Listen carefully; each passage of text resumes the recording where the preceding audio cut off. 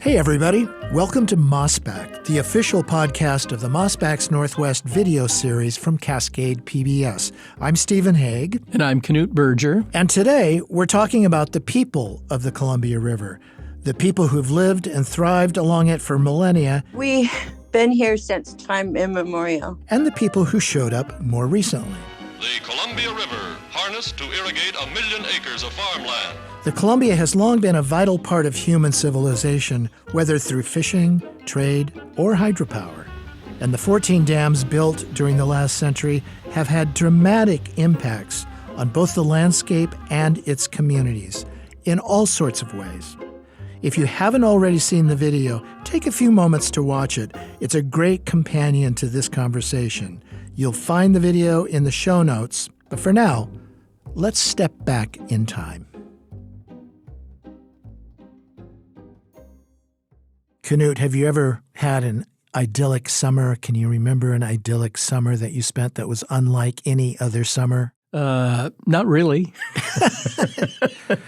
Well, how about you, Stephen? I have, and I have great memories of it. Many, many years ago, my brother Keith and I spent most of the summer in a house trailer in Columbia Park in Kennewick, Washington. And if you know that area, Columbia Park is a long park. It's right on the banks of the Columbia. It's where lots of people go to see the hydroplane races. We spent beautiful hot summer evenings barbecuing. Little did we know we were very near a sacred site.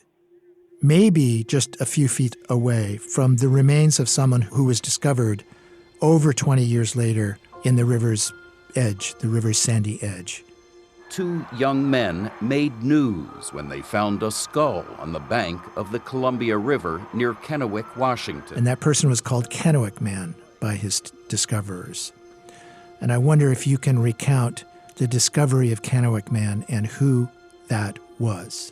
Yeah, so in the summer of 1996, during the hydroplane races at the Tri-Cities, there were a couple of young men who were wandering and wading along that bank, and they stumbled across some bones. And so the authorities were called. People came in to look at what the discovery was. Was it a recent murder victim? Was it something historical? Somebody who maybe fell off a boat? Right, unknown. The county coroner, thinking he might have a recent murder on his hands, called in Jim Chatters, a local forensic archaeologist, to investigate. But, some close examination of the bones determined pretty quickly that they were old and probably of indigenous origin, but that wasn't for sure. And the media called the discovery Kennewick Man, but the indigenous people of the Columbia area didn't like the name Kennewick Man. They preferred to call it the Ancient One. And the law had changed with the Native Graves and Repatriation Act that basically said if you find human remains and they're of a certain age, they basically default and belong to a related tribe. And so quickly, indigenous people organized to insist that these bones not be, subjected to science, but be returned to the people of the Columbia region. The Umatillas, together with 4 other local tribes, said that any man who lived along the Columbia River 9,000 years ago had to be their ancestor. They demanded the right to bury him immediately. This set off a huge legal battle.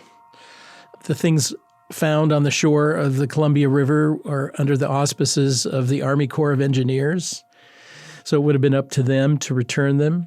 Scientists with the Smithsonian and other institutions said, no, we want to study these bones. And the controversy got really weird because an anthropologist who had studied the bones described the skull as caucasoid in referring to the shape of the skull. This was interpreted by many people to mean, oh, this wasn't a native person, this was a white person. Can you even tell someone's race by their skull, by an examination of their skull? Well, no, this is part of why this controversy got so heated.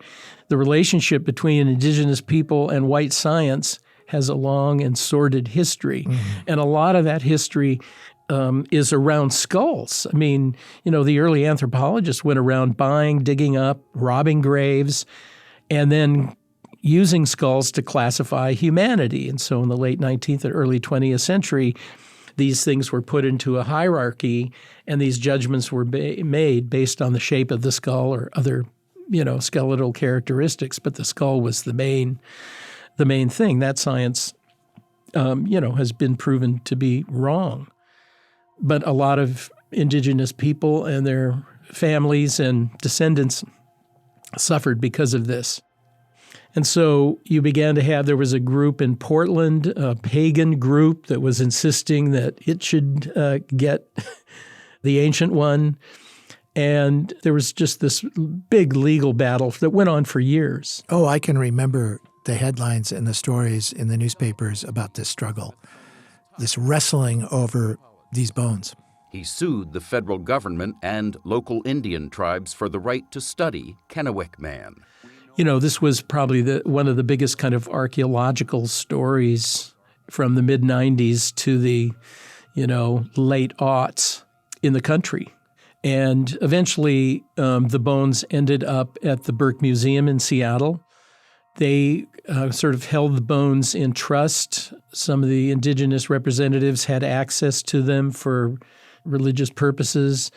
And scientists continued to study the bones. It was determined that they were about 8,000 years old. And that's, to find a complete skeleton 8,000 years old, it was pretty clearly a burial.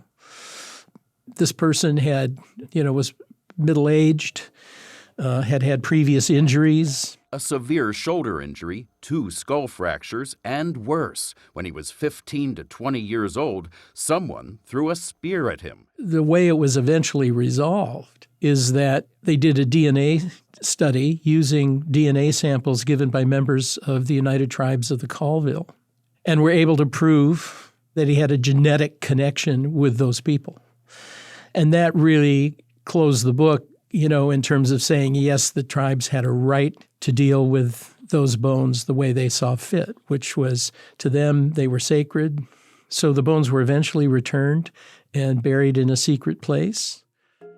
The basic story, had an ending that I think was pretty definitive when it came to following the letter of the law. It just happened to take, 20 years or something for it to really get resolved.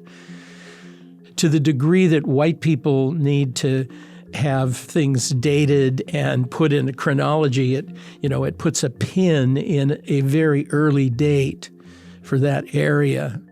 And when tribes talk about time immemorial, that's accurate. I mean, these things population goes way back, and nobody knows exactly who this was or what kind of life they lived, but they know that the connection is pretty direct. The Columbia River today is an artery of commerce and trade and industry, but let's forget modernity for a minute. What was the Columbia River like for Native peoples? I think for peoples in the Northwest, it was a lifeline. It was a source of incredibly abundant food sources with salmon, which existed in the billions, multiple millions. The salmon were effectively the buffalo. As the buffalo were to the plains, the salmon were to people along the Columbia River. Yeah, I think we cannot get our minds around how immense the salmon resource, the salmon numbers were in the Columbia River system. Yeah. We can't even imagine it. Yeah. So it was a really important route of cultural connection, goods moving, people moving, and meeting at various places that became synonymous with, seasonal gatherings. The intercultural mixing and commerce and everything was really important. And those trade networks extended from, Vancouver Island to the Midwest. in terms of the kinds of goods that were traded along. You know, people in the Montana and the interior were getting seashells that were considered very valuable from the coast. And likewise, buffalo robes were coming the other way. And so there was this kind of immense commerce taking place in certain locations. So Celilo Falls and the Dalles, that area, was known as this incredible annual trading meeting place. And this was what was encountered by some of the first fur traders that came down there. There weren't just hundreds of people, there were thousands of people gathered to trade and, be together. Is it because Celilo Falls and other places like it were great fishing places? Yes, exactly. Celilo Falls was famous as this incredible place where salmon could be caught. This is also true of Kettle Falls, which is way further up the Columbia. Celilo Falls was known because the people fishing could basically stand either on shore or on a series of wooden platforms built out. Water there was fast running in this cascade, and this was a place where the salmon were coming and leaping up and trying to, finish their migration further up the river. And they could be scooped out of the river in baskets with nets, with spears, with, whatever was at hand. And so this was like a food-generating machine. And, of course, the salmon is being taken out.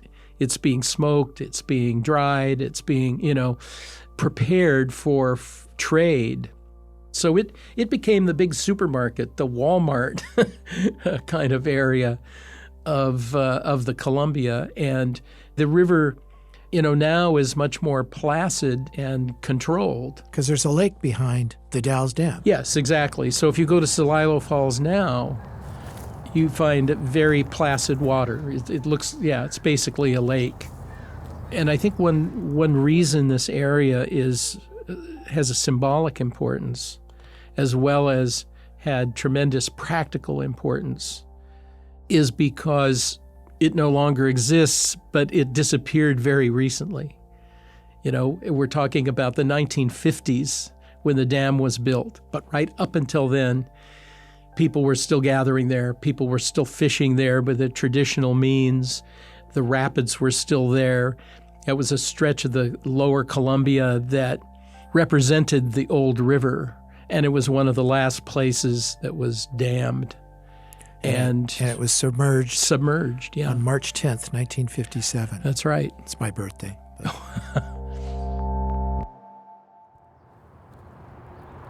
It's kind of nice to be out of the car. But you went to Celilo Falls on a part of a site survey. Yeah. What was it like? Well, it was totally unlike the photographs that you see of what it used to look like. It's a quiet park on the river. It was really hot when we were there. But it's a dry heat. And we were looking at locations to film. This one kind of gives us the third angle, but with... I think, having seen the photographs and read about what it was like and had been like in the early 1800s and then to see it completely gone. The falls were sort of a series of rapids, but then there's that sort of famous place. I don't know exactly where that is. Yeah, it was affecting. There. I mean, it was just a dramatic difference. Right. We can't imagine the Columbia River being a series of falls and rapids and very dramatic flow anymore because it just isn't. Yeah. After the episode came out, I was contacted by a woman, Lana Jack. She is, I think, would describe herself as one of the last of the YM people. And I ran into her a few years ago, pre-pandemic. I kind of measure everything by the pandemic. The before times. The before times when they were looking at closing the National Archives facility at Sandpoint in Seattle. And there was a lot of pushback on that. This was a Trump-era National Archives decision that they were going to move the archives to, Colorado or Oklahoma or something. And of course, there was a lot of concern on the part of historians and others, but tribal people became a leading force in trying to save those archives because all the original treaties, the subsequent documents, agreements are in that archive, and they're available to, Indigenous people in the Northwest and Alaska. Lana Jack was there to protest the removal of these documents, which she was telling me at that time, these documents are our identity. They are our legal story. They record what the government did and didn't do. So if you make these documents inaccessible, that's erasure. You're erasing us. So that fight was eventually won, and the archives are not going to be moved out of the region. But she was a very vocal advocate for them. Anyway, she saw the Peopling of the Columbia episode, got in touch with me, and sent me both some written things and also some spoken word things on her part that I think reflect the incredible pain she feels with that erasure of Celilo Falls and what that represented for the river. When you Google Celilo, about every document out there says we've only been here 10,000 years. Well, I don't know if you can quantify time immemorial by 10,000 years. There's many great injustices against us to keep us from our usual and accustomed sites, where we maintained our sustenance, the sustenance that our Mother Earth gave us, those songs, those ways, those sacred foods that my chief Tommy Thompson defended to his end. And our first food in our Indian way here is water. Water didn't make it into the treaty writings, because if it was in the treaties, along with fishing, hunting, and gathering, we'd have more say over what happened here at Celilo Falls. We were made to concede. We were relegated. We were killed and murdered. And a lot of that has to do with our sacred foods and our sacred ways. As a matrilineal society, I come from a woman who fought through 6 relocation plans here at Celilo as landowners. I'm mocked today and criticized that I didn't get enrolled anywhere with one of these tribes so that I could maintain my mom's fishing sites. I could maintain our usual and accustomed sites out here at Celilo Falls, where we've been fishing since her beginning. I drive up and down the river praying for our river. She's hot. Too many dams on this river. But I'm here as the last of my people, and I say that with great anguish, my heart, my soul. Because my river and we share the same fate.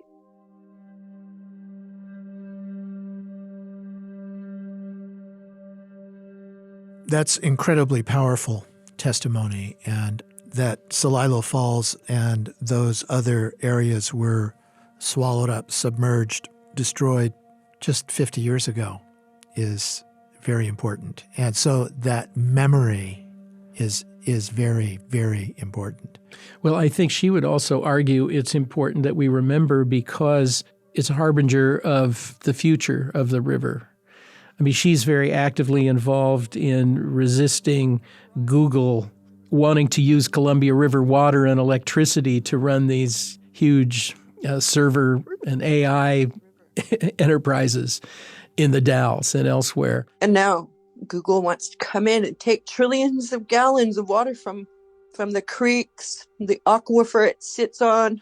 And, she sees that Celilo Falls is happening to the river in general, or has happened, and that there's price to pay for that, ecologically, economically. And so she's seeing it very big picture. We talked about the peopling of the Columbia River and how, thousands of people were living along the river in various places. There were certain centers that were important. The coming of white people changed that population just by virtue of the diseases that were brought. The level of death, and this began in the late 18th century, where seafaring people who were trading up in Vancouver Island, Nootka Sound, Russian traders and whatnot, diseases began spreading south and then up the Columbia. They followed the trade routes, but they were also coming from the east, diseases that came from early contact on the east moved west and came down the river that way. And at various times, diseases, they were devastating. They wiped out maybe 90% of the population of the Columbia region. Unbelievable. And this is beyond what other genocidal acts that were perpetrated by the Army and by settlers. And so, there's this interesting way in which this was a corridor of abundance and population and trade and culture, but it was also the passage of pestilence.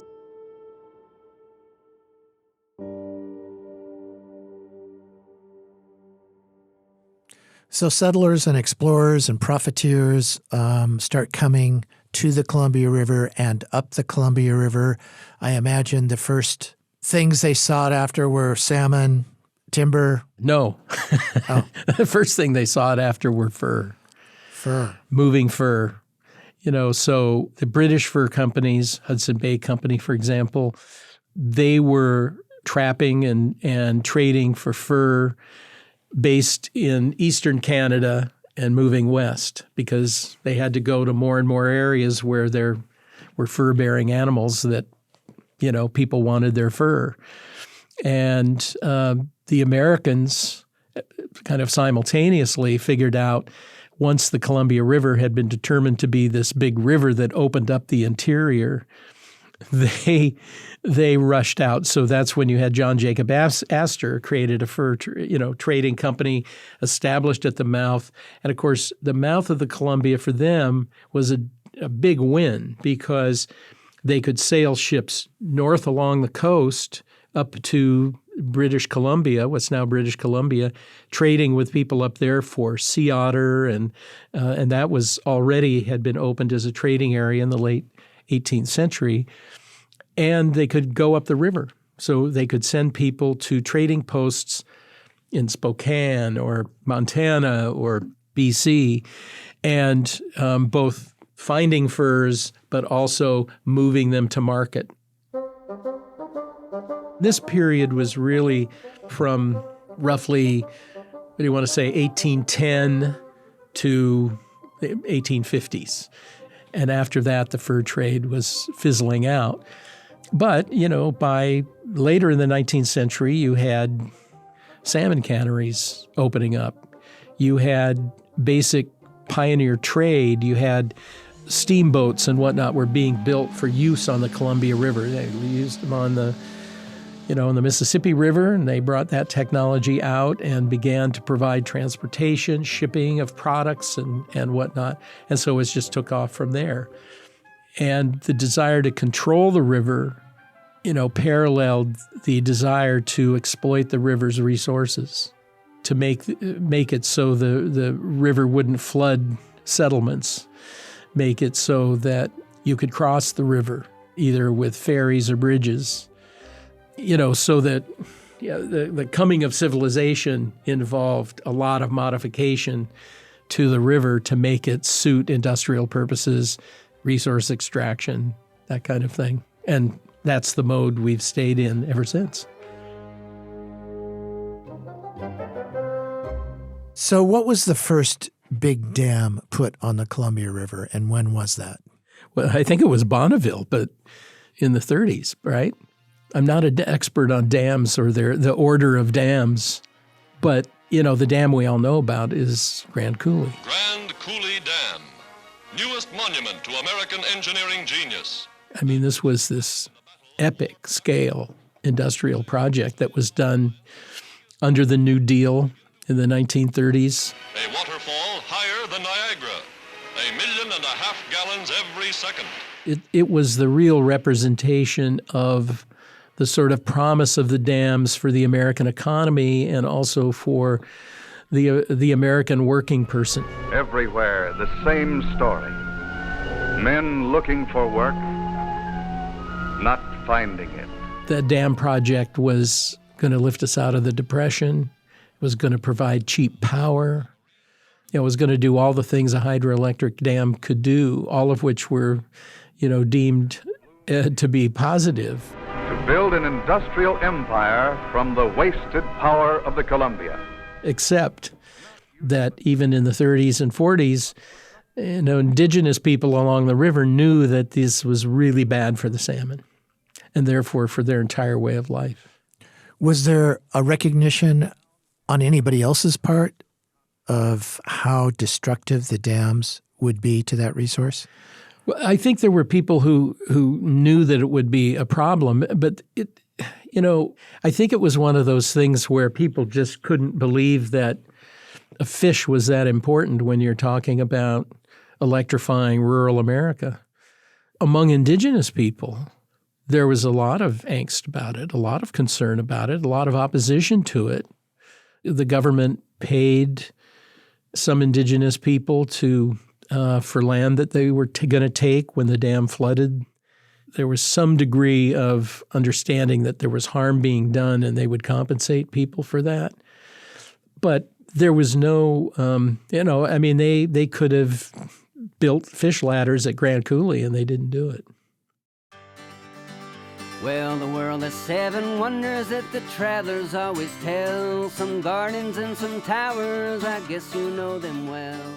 Well, like you, Canute, in 4th or 5th grade, we had music class, and Mrs. Regal would come in with her auto harp, and we would sing songs. And one of the songs that we sang very strenuously was Roll On, Columbia, Roll On. That and Washington, My Home. And, of course, Roll On, Columbia, Roll On was written by Woody Guthrie, famous American folk singer and activist. What is the story behind Woody Guthrie, speaking of peoples of the Columbia, what is the story about his attachment to the Columbia River?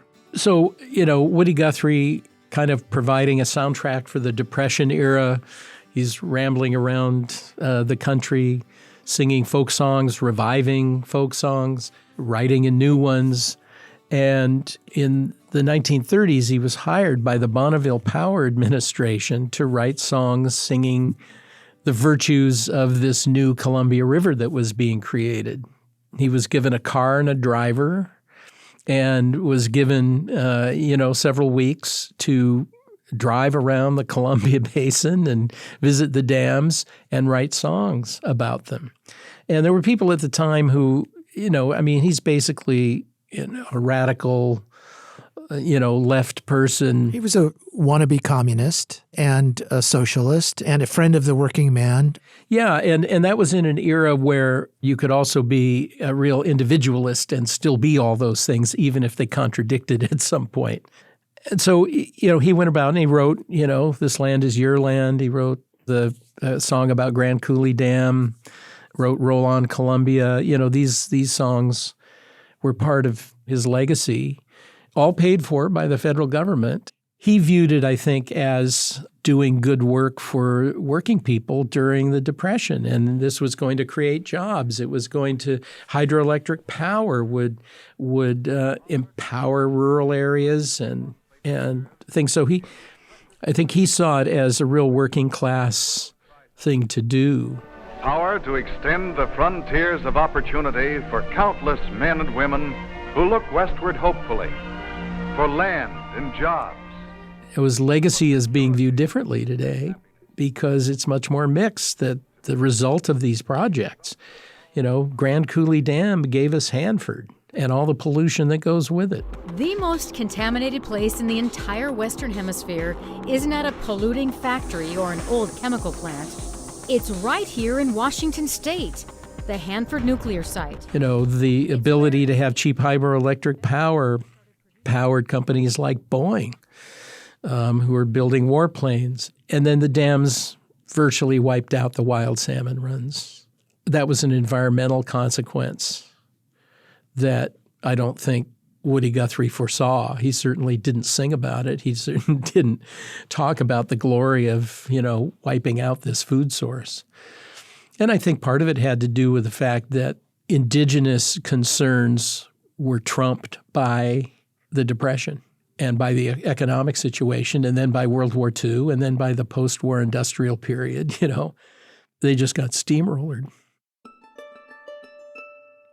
When you think about the Columbia River and all the changes that it has undergone, whether it's by these cataclysmic natural, geologic, volcanic changes many thousands of years ago, or changes by humankind in the last couple hundred years, it's still the avenue of trade. It's still the major artery. It's still the lifeblood of the region.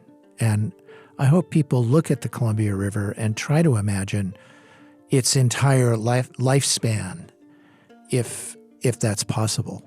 Yeah, that's kind of a tall order. I agree with what you say, about the Columbia River and its importance and its continuing importance. But at the same time, I think what we're realizing in this generation, this period of time, is the loss. That we're recognizing there were all these great benefits from Grand Coulee Dam, but then there was terrible loss to salmon, to the environment. And I think Celilo Falls, to me, represents that loss. It's a sound that's gone.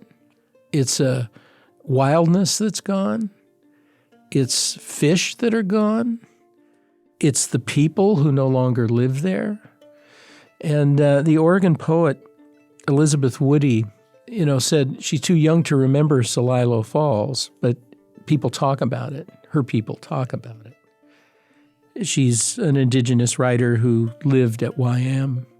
She said it's like it's like an orphan hearing people talk about how wonderful her mother was.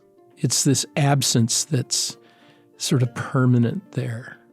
And I think that sense of absence is something that when you really look at the history and you look at the change and you look at the upheaval and the good and the bad, I think there's a way that we all feel a bit orphaned by the parts of the river that were so important and so beautiful that just aren't there anymore. It's difficult to imagine how to get that back.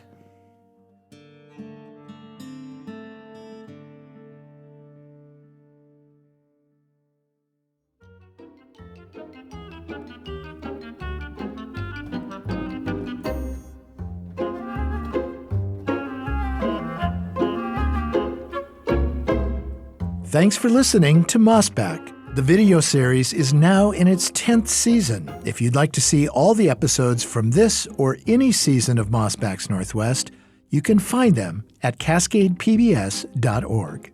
And this week, Stephen and I want to extend a special thanks to Lana Jack and the producers who brought us the clip of her voice that you heard. The clip is from Celilo Falls and the Culture of Death with Lana Jack, and was produced by Apache investigative reporter tracker Gina Marie Rangel Quinones and filmmaker Robert Lundahl. It initially aired on Creative Frontline, KPFK Los Angeles 90.7 Pacifica Network. To learn more, visit creativefrontline.com. This episode of Mossback was produced by Sarah Bernard. Our story editor and executive producer is Sarah Menzies. You can subscribe to the Mossback podcast wherever you listen, and whatever platform you're listening on, please review us. We'd love to know what you think of the show. And check out the show notes if you'd like to get in touch. Also, if you'd like to support the work we do, join the members who make Mossback's Northwest possible. Your donation will help fund the Cascade PBS lineup of podcasts, the video docuseries we stream every week, and the in-depth reporting we deliver every day. In addition to supporting our journalism, members receive great member benefits, including Cascade PBS Passport, with extended access to an on-demand library of local and PBS favorites. And being a member means you can sign up for the exclusive weekly Mossback Den newsletter from Knut Berger, where he offers greater insight into his latest historical discoveries. Go to cascadepbs.org/membership to sign up today. Mossback is a product of Cascade PBS. I'm Stephen Hegg. We'll be back soon with another episode.